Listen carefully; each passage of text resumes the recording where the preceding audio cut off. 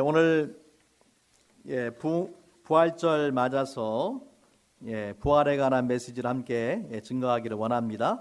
예수님의 부활이 주는 그 의미와 또 부활을 통해서 우리가 어떤 삶을 살아야 되는지 함께 말씀을 나누기 원합니다. 여러분, 기독교 신앙에 있어서 이 부활은 아무리 강조해도 지나치지가 않습니다. 부활보다 중요한 것이 없어요. 우리 기독교의 그 가장 중요한 상징 중에 하나가 십자가인데, 십자가와 함께 어쩌면 더 중요한 것이 뭐냐면은 빈 무덤이에요. 빈 무덤. 예수님께서 십자가에 돌아가셨을 뿐만 아니라 사망 권세를 이기시고 죽음에서 부활하셨다라는 것이죠. 예수님의 부활이 없다라면은 예수님의 그 십자가 죽음도 의미가 없어요. 예수님께서 정말로 우리 죄를 위해서 죽으신 것을 어떻게 알 수 있느냐 하면은 예수님께서 사망 권세를 이기시고 부활하셨기 때문에 아는 거예요. 만약에 예수님이 평범한 사람들처럼 죽고 부활하지 않았다라면 기독교 신앙이 뭐 특별한 것이 없는 거예요. 실제로 이제 그 전 세계의 그 4대 종교가 있는데, 유대교와 불교와 이슬람과 기독교가 있는데, 기독교를 제외한 나머지 모든 종교의 창시자들은 다 죽었어요. 유대교의 창시자인 아브라함, 또 이 불교의 창시자인 석가, 또 이슬람의 창시자인 그 마호메트 다 죽었죠. 그 이야기는 뭐냐면은 그들도 저와 여러분과 똑같은 평범한 인간이라는 거예요. 하지만은 예수님께서는 사망 권세를 이기시고 부활하셨다. 그것을 통해서 예수께서 하나님의 아들이심을, 또 예수님의 죽음이 우리의 그 죄를 위한 대속의 죽음이었음을 증명하는 것입니다. 오늘 우리가 읽은 그 본문은 그 고린도전서 15장 말씀인데, 이 고린도전서 15장을 우리가 부활장이라고 부릅니다. 성경에서 부활에 대한 가르침을 가장 정확하게 자세하게 주고 있는 말씀이 고린도전서 15장이거든요. 오늘 함께 읽지는 않았지만은 우리 고린도전서 그 15장 16절부터 20절 말씀 같이 한번 읽었으면 좋겠습니다. 이 말씀을 보면은 이 부활이 왜 우리들에게 소중한가, 예수님의 부활이 왜 중요한가를 잘 가르쳐주고 있어요. 같이 한번 읽겠습니다. 시작. 만일 죽은 자가 다시 살아나는 일이 없으면 그리스도도 다시 살아나신 일이 없었을 터이요, 그리스도께서 다시 살아나신 일이 없으면 너희의 믿음도 헛되고 너희가 여전히 죄 가운데 있을 것이요, 또한 그리스도 안에서 잠자는 자도 망하였으리니, 만일 그리스도 안에서 우리가 바라는 것이 다만 이 세상의 삶뿐이면 모든 사람 가운데 우리가 더욱 불쌍한 자리라. 그러나 이제 그리스도께서 죽은 자 가운데서 다시 살아나사 잠자는 자들의 첫 열매가 되셨도다. 아멘. 그 말씀에 보면은 예수께서 다시 살지 않았으면 너희의 믿음이 헛되다. 너희가 여전히 죄 가운데 있다라는 거예요. 예수님의 부활이 있기 때문에 예수님의 죽음도 한 평범한 인간의 죽음이 아니라 예수님께서 살아있을 때 말씀하신 것처럼 하나님의 아들로서 우리의 죄를 대신하여 죽으셨다라는 것을 증명한다라는 것이죠. 또한 19절 말씀에 보면은 만일 그리스도 안에서 우리가 바라는 것이 다만 이 세상의 삶뿐이면, 단지 이 땅에서 뭐 잘 먹고 잘 살고 그런 소망을 가지고 예수님을 믿는다면은 모든 사람 가운데 우리가 더욱 불쌍한 자니라. 여러분, 지금 오늘 날씨가 얼마나 좋습니까? 그죠? 날씨 좋으면은 우리 주일날 이 공휴일에는 믿지 않는 사람들은 뭐 하겠어요? 골프도 치고 등산도 가고 낚시도 하고 그러지 않겠습니까? 그런데 왜 우리는 이 자리에 모여서 예배를 드리고 있어요? 만약에 예수님의 부활이 없다라면은 우리가 제일 불쌍한 사람들이에요. 그죠? 다 놀러 가고 그러는데 왜 여기 와가지고 예배를 드리고 있어요? 이 소중한 시간을. 하지만 예수님의 부활이 있기 때문에 우리가 가장 반대로 말하면은 행복한 사람이에요. 믿으십니까? 예, 예수님의 부활이 없다면 우리가 제일 불쌍한 사람들이에요. 하지만 예수님의 부활이 있기 때문에 가장 행복한 사람이다. 네. 또 예수님께서 죽은 자 가운데서 다시 살아나서 잠자는 자들의 첫 열매가 되셨다. 예, 여러분 사과나무에 이제 나무가 어떤 나무인지 모르는데 열매가 딱 맺었어요. 첫 번째 열매를 보니까 사과야. 예, 그럼 나머지 열매는 뭐가 되겠어요? 사과죠, 사과. 첫 번째 열매를 보면 나머지를 아는 거예요. 예, 마찬가지입니다. 예수님께서 죽음을 이기시고 부활하신 것처럼 똑같이 첫 열매가 되신 예수님처럼 우리도 죽음을 이기고 부활할 것이다 라는 소망을 예수님의 부활이 우리에게 주고 있는 것입니다.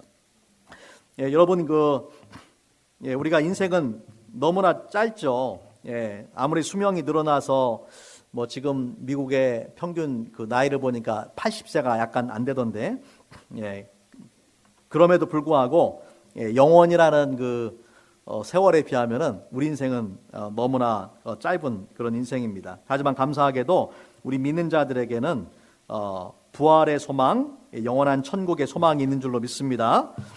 예, 우리 이러한 예수님의 부활에 대한 소망, 또 우리의 부활의 소망을 가진 사람들이 어떤 삶을 어떤 태도로 살아야 되는지 우리 간략하게 우리 세 가지만 한번 살펴보도록 하겠습니다. 첫 번째는요, 예수님의 죽음과 부활로 인해서 구원을 받았기 때문에 늘 감사하는 마음으로 살아야 돼요. 예, 자, 57절 말씀 같이 한번 볼게요. 예, 오늘 말씀에 57절 말씀에 보니까 우리 주 예수 그리스도로 말미암아 우리에게 승리를 주시는 하나님께 감사하노니. 예, 예수 그리스도를 통해서 우리가 승리를 가지고 있기 때문에 하나님 앞에 감사해야 된다. 예, 여러분 사람에게 가장 중요한 게 뭘까요? 뭐가 제일 중요하세요? 예, 돈이 중요합니까? 명예가 중요합니까? 예, 아니면은 뭐 학위가 중요합니까? 뭐가 중요합니까? 가장 중요한 것은 생명이에요, 생명. 생명을 잃으면 내가 누리고 소유하고 살아가는 거 다 잃게 되는 거죠. 생명보다 소중한 게 없어요. 예. 생명을 잃으면 모아놓은 재산도 소용없고, 생명을 잃으면 사랑하는 가족도 만날 수가 없죠. 그래서 생명을 잃는 것은 인간에게는 가장 절대적인 한계 상황이에요. 예, 그리고 가장 두렵고 슬픈 그런 일입니다.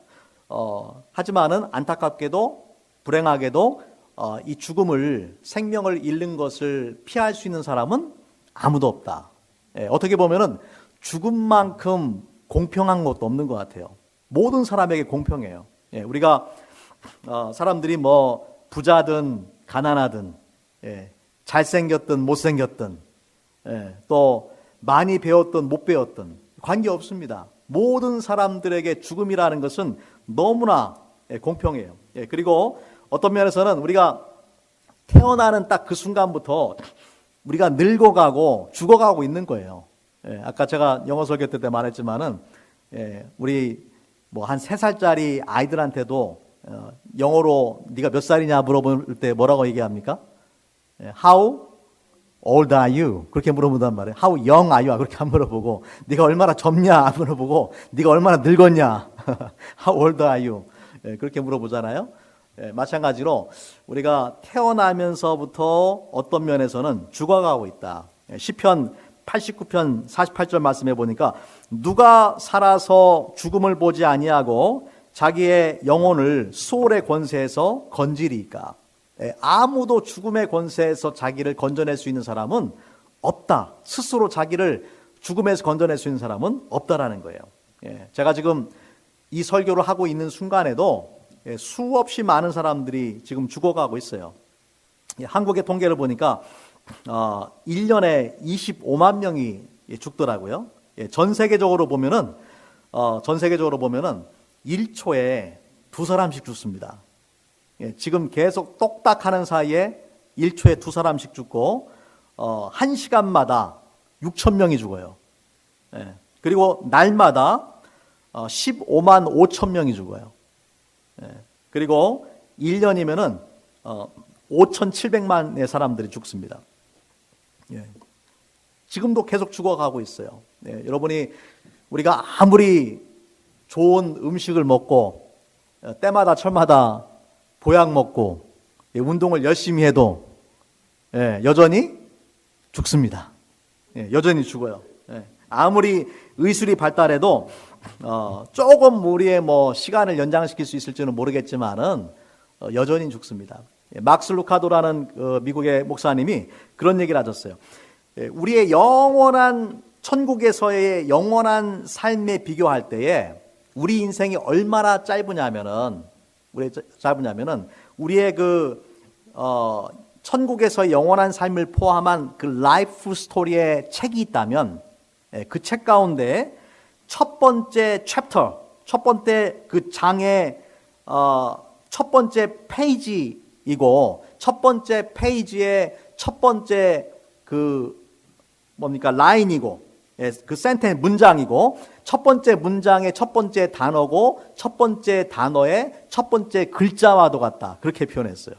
그만큼 우리의 인생은 영원이라는 그 시간에 비유한다면은 너무나 짧은 이 땅에서의 삶이라는 것이죠. 하지만은 우리 믿는 사람들에게는 굿뉴스가 있습니다. 그 굿뉴스는 뭐냐면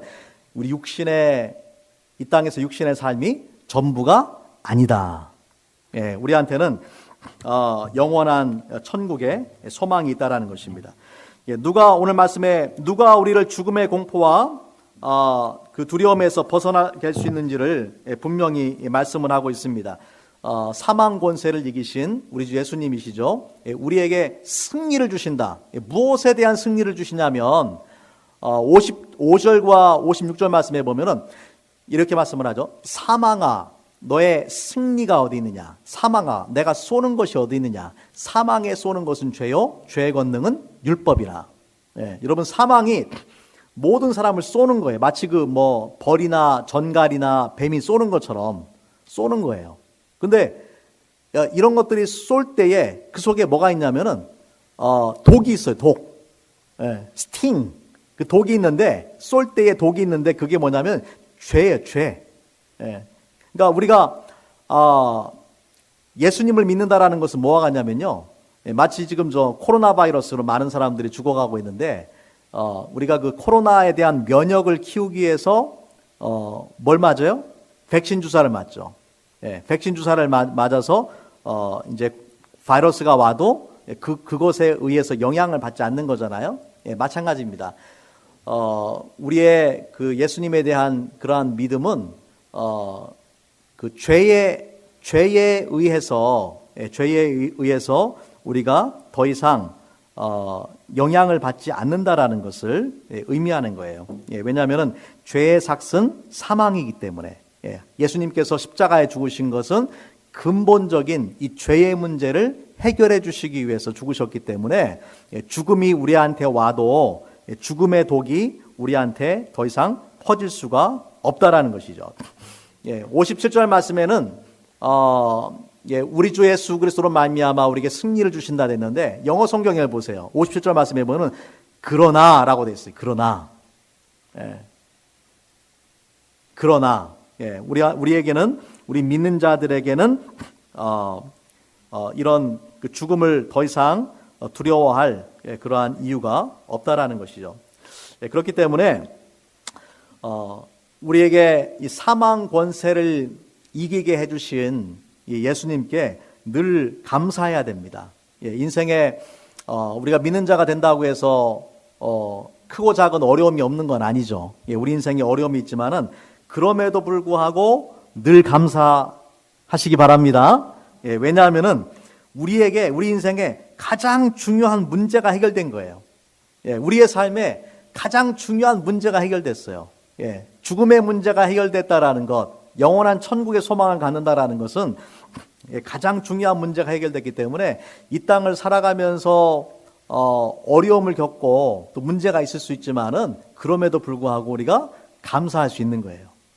제가 대학교 4학년 때 이 오토바이를 타다가 교통사고가 났어요. 차랑 부딪혀가지고 교통사고가 나서 병원에 이제 입원을 했는데 뭐 CT도 하고 뭐 MRI도 하고 다 하고 나서 의사가 하는 말이 상황이 아주 안 좋다라는 거예요. 어쩌면은 한쪽 발을 평생 마비가 될 수 있다라고 그렇게 이야기하더라고요.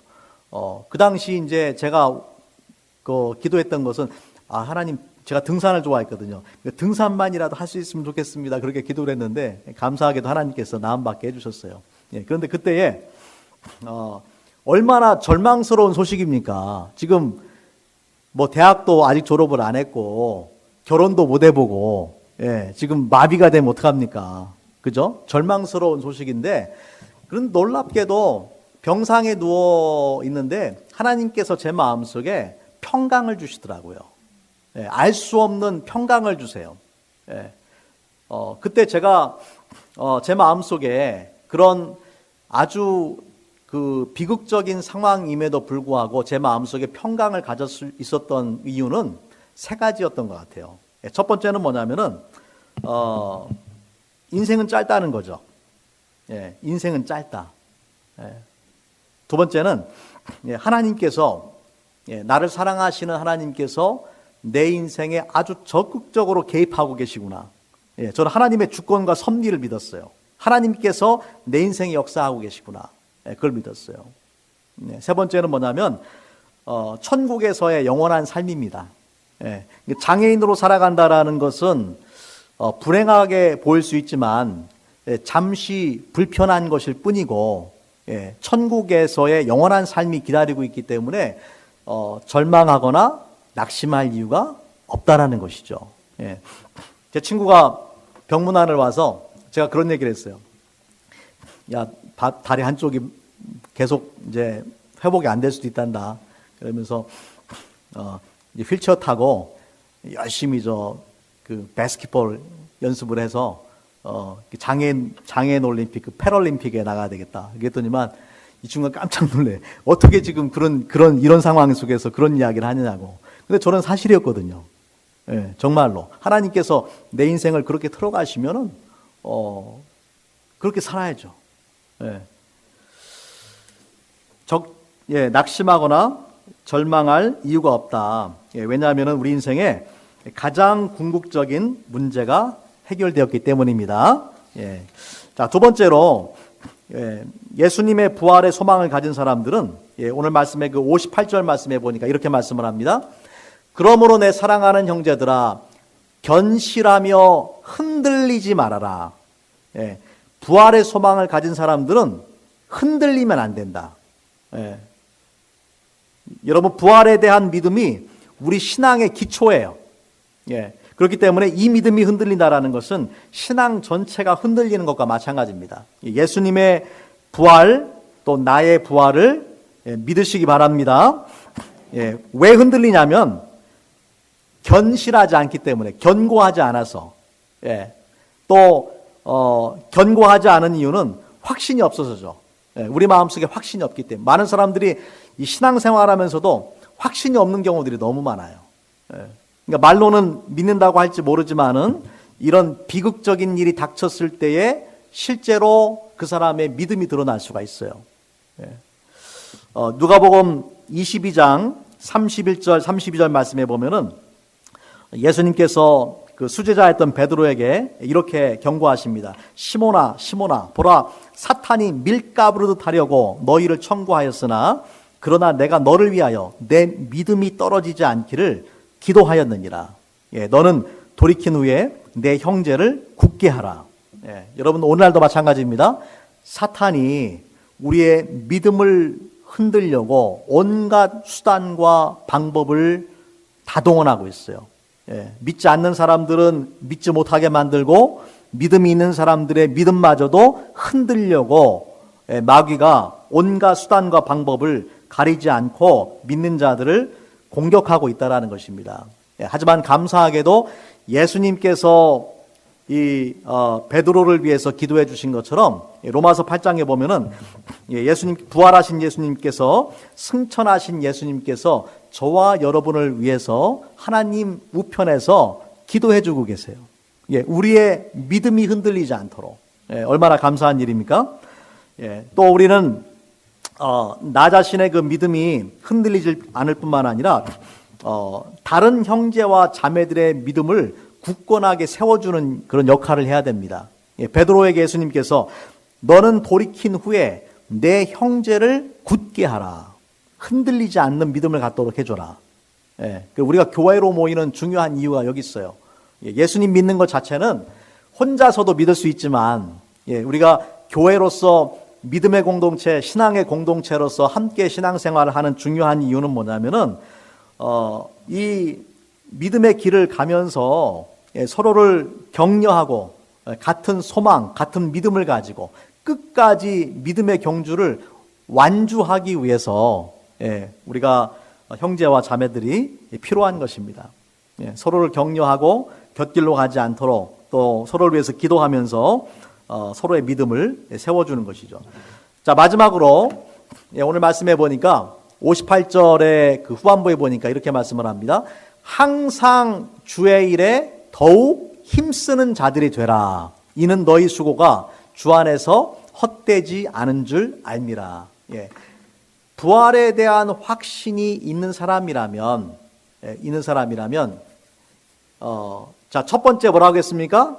항상 하나님 앞에 감사해야 되고, 두 번째는 흔들리지 않는 믿음을 가져야 되고, 세 번째는 뭐냐면은, 항상 주의 일에 더욱 힘쓰는 자들이 되라. 확신이 있을 때에 우리가 헌신을 하게 되는 거예요. 확신이 없으면은 헌신을 할 수가 없어요. 부활에 대한 이런 확신을 가지고 있다라면은 이제는 남은 인생을 주님의 일을 위해서 힘쓰는 자들이 되라고 그렇게 말씀을 하는 것이죠. 부활의 소망이 있는 사람에게는 확실한 인생의 목표가 주어진 거예요. 우리 믿음의 사람들에게 있어서 이 땅에서 육신을 입고 살아가는 삶은 영원한 천국을 준비하는 삶이에요.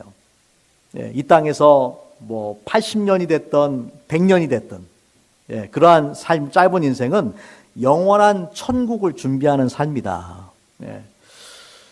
또한 감사한 것은 오늘 말씀해 보니까 우리가 이렇게 주의 일에 더욱 힘써야 되는 이유는 이는 너희 수고가 주 안에서 헛되지 않은 줄을 알미라.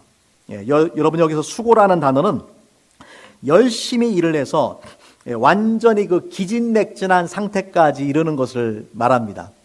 최선을 다한 노력이죠. 그렇게 노력을 하면서 살아라. 사람들은 결국 그런 것 같아요. 무언가를 위해서 다 수고하면서 살아요. 무언가를 위해서 수고하는 삶을 살아가요. 하지만 많은 사람들의 그러한 수고 중에는 대부분이 이 헛수고가 되는 경우들이 많습니다. 이 땅에서 우리가 잘 먹고 잘 사는 것도 중요하지만 그런 것도 영혼의 관점에서 보자면은 헛수고에 불과해요. 정말로 가치 있고 정말로 헛되지 않은 수고가 있다라면은 우리 인생을 향한 하나님의 뜻을 발견하고 우리의 삶을 하나님 앞에 온전히 헌신하고 드리는 것이다. 믿으십니까? 여러분 아무리 좋은 약속이 주어져도 믿음이 없으면은 우리가 실천할 수가 없어요. 믿음이 없으면은 또 믿음이 있어도 때로는 우리가 흔들려요. 나태해지기 쉬워요. 그래서 이 사도 바울은 항상 더욱 힘쓰는 자들이 되라. 이 말씀을 통해서 우리가 남은 인생 주님 앞에 서는 그날까지 최선을 다해서 주님을 위해서 쓰임받는 그런 삶을 살 수 있기를 바랍니다. 오늘 언젠가 우리가 주님 앞에 서는 날 여러분 모두가 주님으로부터 잘하였도다 착하고 충성된 종아라는 칭찬받을 수 있기 바랍니다. 같이 한번 우리 기도하겠습니다.